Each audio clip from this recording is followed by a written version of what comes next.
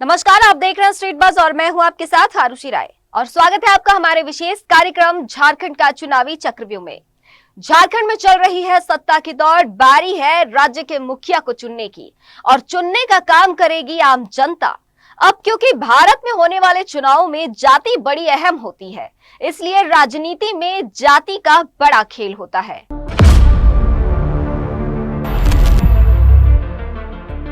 चुनाव हो रहा है तो आपको बता दें कि झारखंड में आदिवासी और कुर्मी जाति का वोट बहुत अहम माना जाता है। झारखंड में लगभग 25% कुर्मी वोटर्स हैं। कुछ ऐसे विधानसभा क्षेत्र भी हैं जहां लोग कुर्मी वोट के बूते ही चुनाव हारते या फिर जीतते हैं। झारखंड विधानसभा चुनाव 2024 में कुर्मी मतदाताओं को साधने के लिए, उनकी घेराबंदी के लिए एनडीए ने आजसू पर भरोसा जताया है।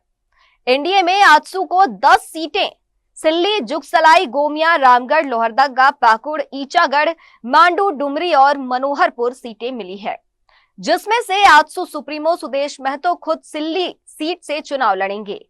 इसके लिए उन्होंने नामांकन भी कर लिया है। बता दें कि सिल्ली विधानसभा सीट सुदेश महतो का गढ़ माना जाता है। हालांकि खबर यह भी उठ रही है कि सुदेश महतो टुंडी विधानसभा से भी चुनाव लड़ेंगे। आपको बता दें कि आजसू पार्टी के पास अच्छी खासी कुर्मी वोट बैंक है, लेकिन क्या इस बार सुदेश महतो आसानी से कुर्मी वोट एनडीए को दिला पाएंगे? क्योंकि सुदेश महतो के सामने सबसे बड़ी समस्या है जयराम महतो।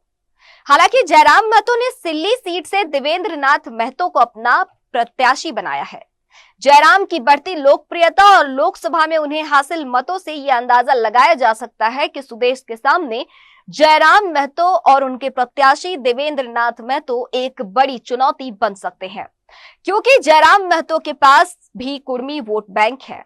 इसका जीता जागता उदाहरण देखने को मिला 2024 के लोकसभा चुनाव में। अब जयराम महतो ने अपनी पार्टी झारखंड लोकतांत्रिक क्रांतिकारी मोर्चा से गिरिडीह सीट से चुनाव लड़ा था। तब पहले ही कोशिश में जयराम को गिरिडीह सीट से 3,47,322 वोट मिले थे। हालांकि जयराम को जीत नसीब नहीं हुई, लेकिन जयराम ने अच्छा खासा मत हासिल किया था।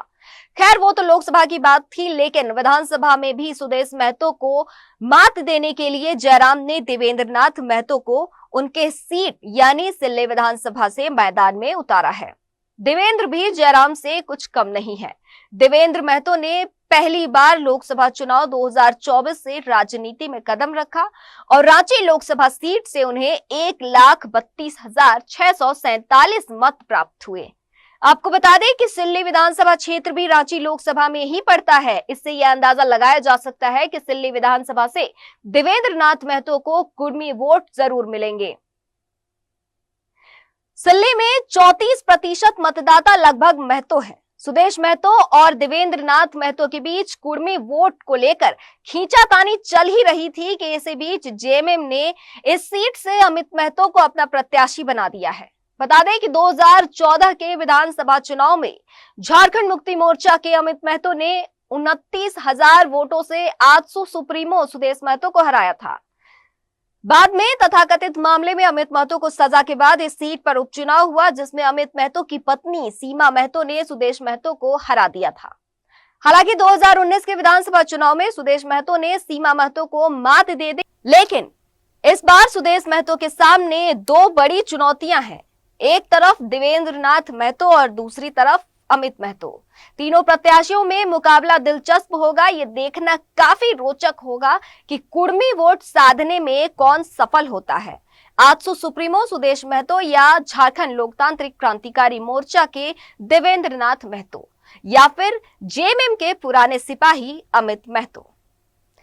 तब तक के लिए बने रहिएगा स्ट्रीट बज़ के साथ। नमस्कार।